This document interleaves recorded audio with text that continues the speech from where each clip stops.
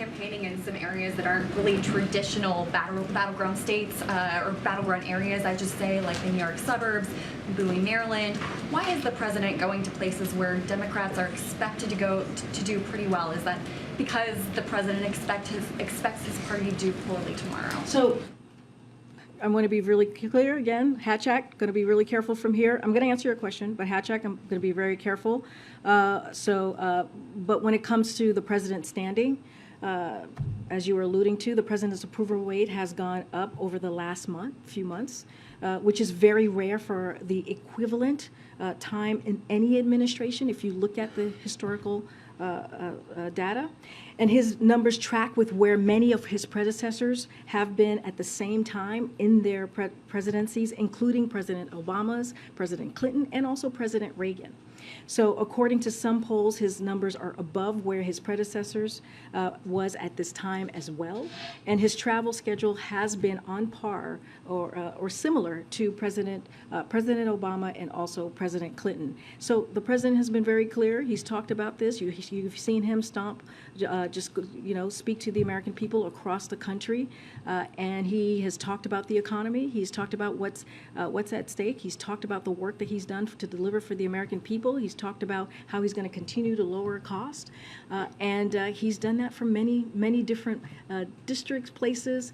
And again, I don't want to get too far into politics here, but the president thinks it's really critical and important to get out there and get in front of the American people, and that's what you saw from him. Sure, but is that where he was seen as most needed, or why there, without, of course, like you say, going into specific races? But you did mention Ron Johnson, who is up for re-election. He's also an elected official who has been very clear about what his proposal is going to be for the American people, which is putting Medicare and Social Security on the chopping block, not just 5 years, but in each year.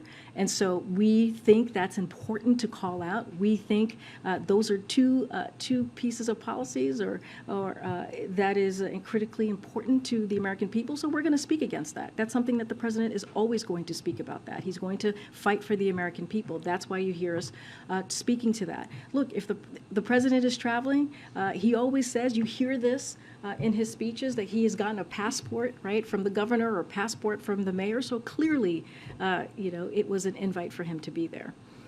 Really briefly, to clarify something you mentioned here at the podium, you mentioned about the president's statement, or what the president said on Saturday regarding coal.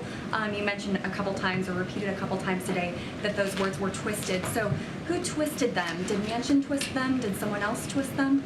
It's how it was reported out was being twisted. So and I want to be really clear because this is important. If you read the full transcript, the president was very clear, commenting on a fact of economics and technology, as it has been from its earliest days as an energy superpower. America is once again in the midst of an energy transition, and the president is determined to make sure that this transition helps all Americans, and he's been very clear about that. And these weren't some novel comments as they were taken and twisted to be. The president has talked for years about this energy transition and the need to support coal communities through it. And so it was twisted by many others. And so we wanted to make sure that there was some clarity.